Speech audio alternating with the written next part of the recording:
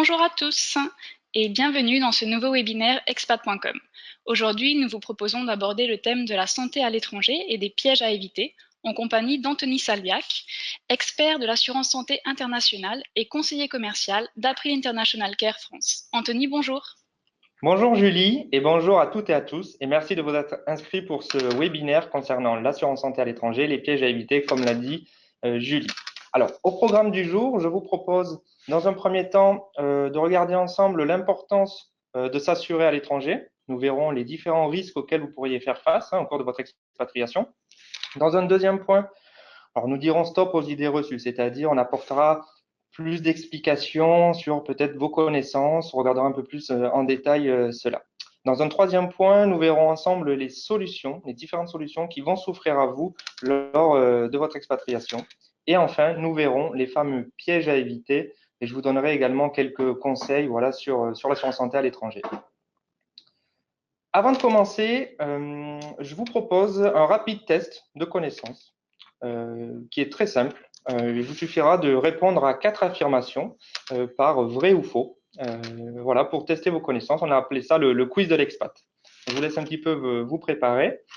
Donc, je vous propose la première affirmation, qui est donc Alice, qui a une appendicite lors d'un voyage au Pérou de 3 mois.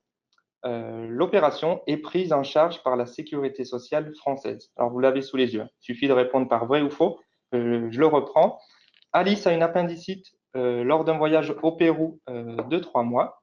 L'opération est prise en charge par la sécurité sociale française. Est-ce vrai ou faux?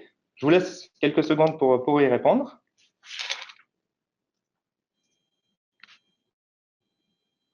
3, 2, 1, tout est joué.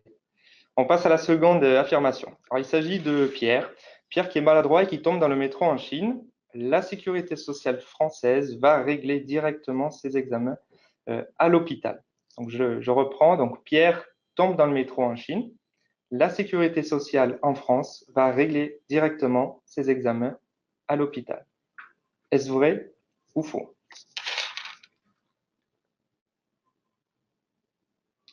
3, 2, 1. Merci à vous. Troisième affirmation, il s'agit de Julia qui a un accident aux États-Unis. Son hospitalisation s'élève à 20 000 € et elle est couverte par l'assurance de sa carte bancaire classique. Alors, je reprends l'affirmation. Donc, Julia qui a un accident aux États-Unis, son hospitalisation de 20 000 € est couverte par l'assurance de sa carte bancaire classique. Est-ce vrai ou faux?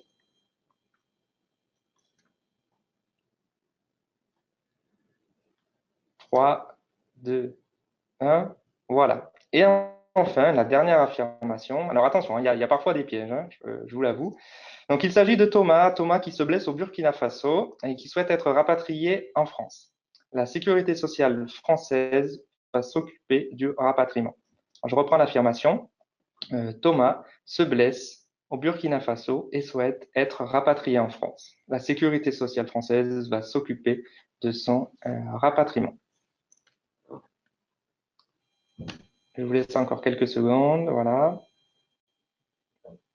3, 2, 1. Et voilà. Merci à toutes et à tous d'avoir participé à ce quiz. Alors, je vous propose qu'on y revienne un peu plus tard. Comme ça, je pourrais vous apporter les explications qui vont avec les réponses. On regardera également le taux de bonnes réponses. Alors, commençons le webinaire donc par pourquoi s'assurer à l'international. Lorsque vous allez vous expatrier à l'étranger, il y a de nombreux risques auxquels vous allez faire face. Alors, ici, nous n'avons pas listé tous les risques, bien sûr, nous avons seulement mentionné les risques dits majeurs. Le premier risque est le risque financier. Pourquoi? Puisque les coûts de santé à l'étranger vont varier d'un pays à l'autre. Donc, il est important d'anticiper ces coûts-là, de bien vous renseigner en amont sur les coûts pratiqués dans le pays en question. Cela pourrait vous mettre sinon en difficulté financière. Ça serait bien dommage. Donc là, je vous propose, vous avez à l'écran quelques exemples de coûts pratiqués à l'étranger par retour d'expérience. Si on prend l'exemple en Australie d'une hospitalisation et d'un rapatriement suite à un accident de voiture, par exemple, on voit que la facture s'élève à 23 000 €. Donc, on est au-dessus de la barre des 20 000 €, ce qui est un coût vraiment conséquent. Changeons de continent, prenons aux États-Unis par exemple, hein, une hospitalisation et une opération en urgence suite à une crise d'appendicite à New York, eh ben, les frais sont au-delà de 10 000 euros, on est à 12 000 euros. Hein. Donc bien garder ça en tête, les coûts grimpent vite à l'étranger. Et enfin, pour montrer un autre exemple plutôt en Europe, donc là on est en Allemagne, à Berlin, 3 jours en observation dans un hôpital, un scanner de contrôle suite à un traumatisme crânien par exemple, on est à 1480 euros. Donc, vous voyez, ce sont des prix qui peuvent paraître élevés quand on n'a pas l'habitude de ces coûts-là en France. Alors, il y a un autre risque qui est le risque sanitaire et médical. Nous venons de voir la différence de tarifs hein, qu'il pouvait y avoir par rapport à l'étranger. Il y a également la qualité des soins qui va être différente sur le pays dans lequel vous allez vous situer. Encore une fois, il est important en amont de se renseigner sur le pays, sur le système public ou privé, puisque là encore, de grosses différences tarifaires et surtout de qualité vont avoir lieu. Donc, renseignez-vous bien, encore une fois, le mot d'ordre est d'anticiper. Le dernier risque qui est parfois sous-évalué, qui est le risque juridique. Le risque juridique, finalement, il est important pour vous de vous prémunir via une responsabilité civile, par exemple, si jamais vous veniez à causer un dommage corporel, matériel à une tierce personne. Tous ces frais-là, ça peut être des frais de justice, on voit bien qu'ils peuvent s'élever rapidement et donc il est important de se prémunir de ce risque-là avant que ce type de problème apparaisse, bien évidemment. Donc finalement, que retenir de ce premier point? C'est le mot d'ordre et anticiper. Anticipez votre départ et renseignez-vous bien sur le pays de votre expatriation, ou en tout cas le pays où vous souhaitez effectuer vos soins et le suivi de vos soins. Je vous propose de revenir sur le quiz maintenant. Alors je vais reprendre les questions avec vous, on va se les remémorer et je vais répondre donc à ces affirmations et vous apporter plus d'explications. Alors rappelons-nous de la première affirmation. Il s'agissait d'Alice qui a eu une appendicite lors d'un voyage au Pérou de 3 mois. L'affirmation était que l'opération est prise en charge par la sécurité sociale française. Alors, on m'indique que vous êtes 58% à avoir bien répondu à la première question. Vraiment bravo, le score est élevé. Alors, la réponse est vraie, mais il y a un mais. Hein. Il y a toujours un mais. Attention, la sécurité sociale, effectivement, va vous couvrir pour des soins jusqu'à 3 mois à l'étranger. Au-delà, si vous n'avez pas pris d'assurance, la sécurité sociale n'est plus dans l'obligation de vous rembourser et vous allez vous retrouver avec des frais importants à payer. La deuxième affirmation, donc on se rappelle, c'est Pierre qui est tombé dans le métro en Chine. L'affirmation était que la sécurité sociale en France va régler directement ses examens à l'hôpital. Alors là, on m'indique que uniquement 7% des personnes ont bien répondu. Je vous l'avoue, il y avait un petit piège sur cette question. C'est pas évident. Alors là, la réponse est faux. Faux pourquoi? Puisque la sécurité sociale française, gardez bien à l'esprit qu'elle ne prend jamais en charge directement les frais. Ça sera toujours à vous d'avancer les frais et ensuite de faire jouer le système, le régime de base pour vous faire rembourser. Gardez bien en tête, toujours une avance des frais, la sécurité sociale française n'avance pas les frais. La troisième affirmation, il s'agit de Julia qui a un accident aux États-Unis. Donc, son hospitalisation de 20 000 euros est couverte par l'assurance de sa carte bancaire classique, pris par exemple une carte Mastercard classique. Hein. Donc là, on m'indique que 75% des gens ont bien répondu à la question. Donc, bravo à vous. La réponse était faux. Faux, en effet, les cartes bancaires classiques, hein, bien évidemment, ont pour habitude d'avoir des plafonds de remboursement assez faibles qui sont fixés à 11 000 euros. Du coup, dans l'exemple d'ici qui est à 20 000 euros, on voit qu'il y a un reste à charge qui serait donc pour vous à régler. Enfin, la dernière affirmation, donc c'était Thomas au Burkina Faso, hein, qui s'est blessé, qui souhaitait être rapatrié en France hein, pour effectuer les soins en France. La sécurité sociale française s'occupe du rapatriement. Donc, on m'indique que vous êtes 88% à avoir bien répondu à la question. Bravo, on finit avec le score le plus élevé, si je ne me trompe pas. L'idée ici est que la sécurité sociale française ne couvre jamais l'assistance rapatriement. Donc cette garantie-là, si vous ne la sélectionnez pas par des assurances privées, par exemple, ben, vous ne l'aurez pas inclus dans le paquet sécurité sociale. Donc, que retenir de ce quiz? Il y a des solutions traditionnelles qui existent, hein, on vient de le voir ensemble, mais ce sont des solutions qui sont limitées et surtout inadaptées à votre situation, à vos besoins et également, surtout, à vos habitudes de consommation en France. Voilà. Transition toute faite, nous allons voir maintenant les autres solutions qui s'offrent à vous pour justement compléter cela, pas vous retrouver dans des difficultés financières ou médicales à l'étranger. Alors, il y a plusieurs possibilités de couverture. La première étant complémentaire de la sécurité sociale française. Alors là, vous allez me dire, on vient de voir juste avant que c'est limité à 90 jours. Forcément, il y a des exceptions. Dans ce cas précis, cela peut fonctionner si jamais vous avez le statut de détaché. Le statut de détaché, c'est lorsque votre entreprise prend la décision de vous détacher pour une mission qui peut être comprise entre 12 mois et 6 ans selon les accords passés avec le pays de détachement et l'existence ou non d'une convention bilatérale de sécurité sociale française. C'est toujours à l'initiative de votre employeur qui va continuer de cotiser à la sécurité sociale française pour vous. Donc, maintien des droits à la sécurité sociale française pour maintenir, pour résumer.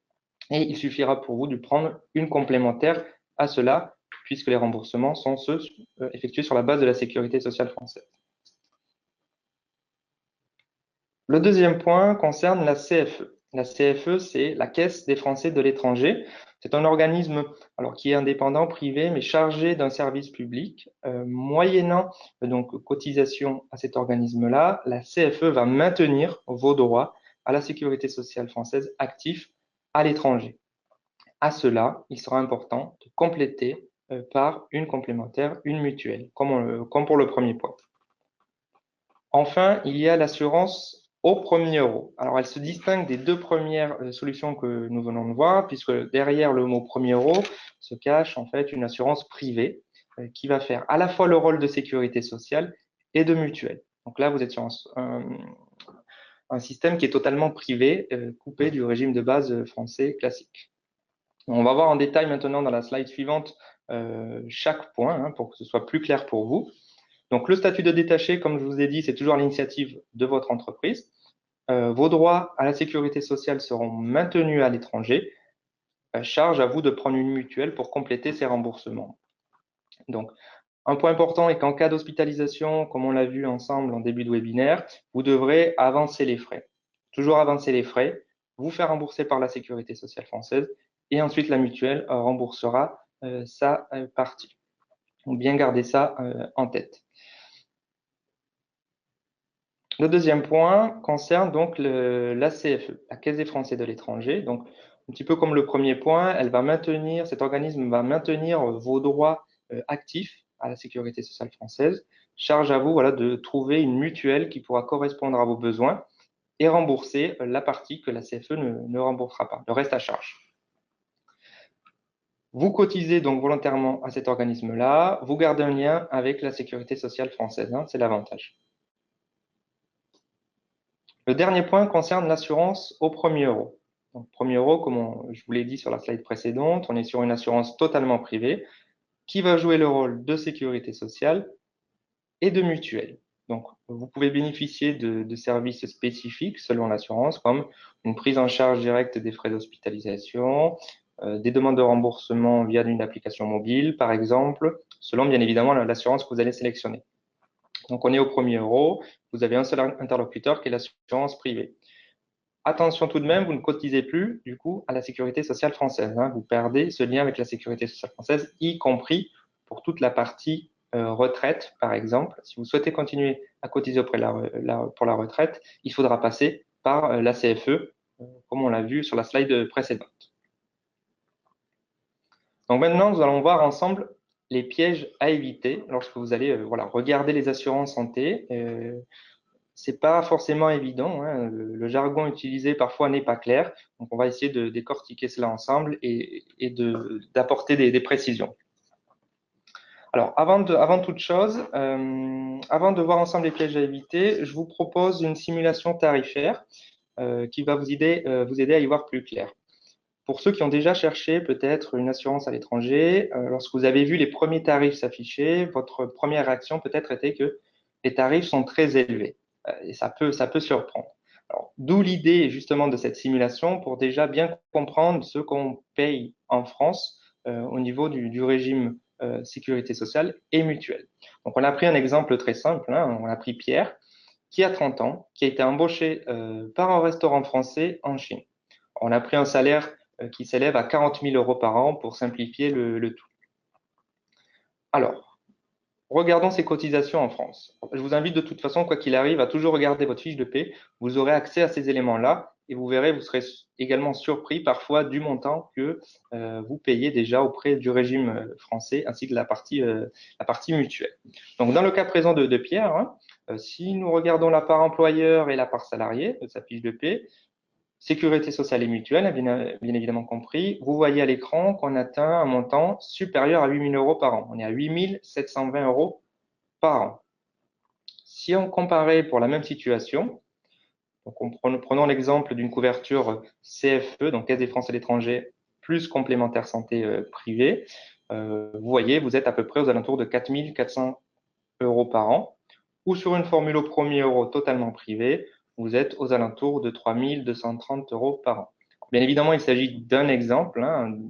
Les prix vont varier de l'âge de la personne assurée. S'il y a plusieurs personnes assurées, la destination va également rentrer en jeu et bien évidemment le choix des garanties que vous allez prendre. Tout simplement, l'idée ici de vous montrer que déjà en France, la santé a un coût. Alors, imaginez-vous bien qu'à l'étranger, ben, c'est pareil et même beaucoup plus élevé, notamment si vous êtes sur des destinations comme les États-Unis ou Canada, par exemple, pour ne citer que ces exemples-là. Donc, pour les pièges à éviter, le premier conseil, d'être vraiment attentif à ce que vous achetez. Ne vous laissez pas capter uniquement par le tarif. Il y a beaucoup de tarifs très bas. Assurez-vous de bien comprendre comment vous serez remboursé. Y a-t-il des spécificités au niveau du contrat? Y a-t-il des franchises, des plafonds de garantie? Il est important de bien regarder cela en amont. Faites attention au tableau de garantie très attrayant. Parfois, vous allez avoir écrit 100% partout. Ça ne veut pas dire forcément 100% des frais réels à chaque fois. Et surtout, il y a beaucoup d'exclusions. Donc, regardez bien dans les conditions générales les exclusions. Êtes-vous couvert uniquement en cas d'urgence? Devez-vous passer par un réseau de soins? Donc, toutes ces questions-là, il faut se les poser avant et posez-les à l'assureur également, à l'assurance, pour qu'il puisse vous répondre précisément. Il y a d'autres termes également qui vont apparaître, comme les délais d'attente. Les délais d'attente ou délais de carence, parfois formulés sous ce terme-là, sont des délais sous lesquels vous ne serez pas couvert. La couverture n'est pas active. Généralement, vous allez retrouver ces délais d'attente sur des garanties telles que les soins dentaires ou sur l'optique, qui vont varier entre 3 et 6 mois. Vous avez un délai d'attente également très souvent fixé sur la maternité aux alentours de 10 mois. Alors, je vous dis généralement, puisque certaines assurances vont encore baisser les tarifs et vous proposer des délais d'attente également sur l'hospitalisation ou sur la médecine de tous les jours. D'où l'importance de bien regarder le tableau des garanties, mais également les conditions générales pour pas avoir de mauvaises surprises. Il y a également certains termes qui ne sont peut-être pas clairs pour vous, par exemple le copayment. Vous avez peut-être déjà vu ça, ce terme-là, et vous n'avez peut-être pas bien compris. Le copayment, alors c'est très simple, c'est un reste à charge, un reste à votre charge. Cela signifie que l'assurance ne va pas régler en totalité votre facture. Vous allez vous retrouver avec un montant à régler supplémentaire. Vérifiez également de prendre une couverture qui va être en relation avec la durée de votre expatriation. Les contrats courte durée sont généralement moins chers car le risque pour l'assureur est limité dans le temps. Les garanties sont également généralement plus faibles, hein. Faites bien attention, il ne s'agit pas des mêmes garanties. Vous avez souvent des grosses particularités sur l'optique et le dentaire ou parfois pas du tout de couverture à ce niveau-là. Donc bien faire attention à cet aspect, de bien prendre une couverture en fonction de la durée de votre séjour à l'étranger. Un autre point important également concerne l'aspect viager. Certaines assurances vous couvrent à vie, tout simplement. Vous pouvez prendre le contrat et le garder à vie tant que vous ne le résiliez pas. Mais d'autres assurances, voilà, ont une limite d'âge. C'est-à-dire une fois que vous avez atteint cette limite d'âge, la couverture s'arrête automatiquement. Le risque ici est que vous allez vous retrouver du jour au lendemain avec sans assurance. Et il risque d'être difficile pour vous de retrouver une assurance privée sur le marché qui acceptera de vous couvrir. Donc voilà, bien anticiper cela, bien demander auprès de l'assurance ce qu'elle couvre et donc si elle est viagère ou pas. Le dernier point, j'en ai un petit peu parlé, concerne le lieu des soins. Certaines assurances vont restreindre le lieu des soins, c'est-à-dire vous allez devoir passer par un réseau spécifique de soins obligatoires, hein. Et d'autres assurances vont vous laisser le libre choix de consulter dans le privé, dans le public, peu importe le lieu des soins. Donc bien vous renseigner également en amont à ce niveau-là. Donc je vais laisser de nouveau la parole à Julie. Bien, merci Anthony pour ces informations et merci à vous tous d'avoir suivi ce webinaire expat.com en collaboration avec April International Care France, qui est spécialiste de la santé à l'étranger depuis 40 ans. Et si vous souhaitez en savoir plus sur cette thématique, n'hésitez pas à les contacter par email ou par téléphone. Alors Anthony, je vous propose à présent de répondre à quelques questions qui nous ont été posées au cours de ce webinaire. Alors en premier, nous avons une question d'Alain qui nous demande, voilà, je pars à l'étranger, est-ce que je peux opter pour une assurance locale? Donc Alain, donc c'est une très bonne question, effectivement, on n'en a pas trop abordé dans ce webinaire. Il est tout à fait possible de passer par une assurance locale, hein, c'est tout à fait possible. Attention quand même à certains aspects. L'assurance locale n'est pas forcément de droit français. On sait très bien que le droit français est quand même le plus protecteur à ce niveau-là pour la personne à assurer. Donc bien garder ça en tête. Il y a un deuxième aspect est que l'assurance locale, outre les particularités, d'une année à une autre, vous allez vous retrouver peut-être avec des augmentations tarifaires très conséquentes, puisqu'ils vont regarder ce que vous avez consommé l'année précédente.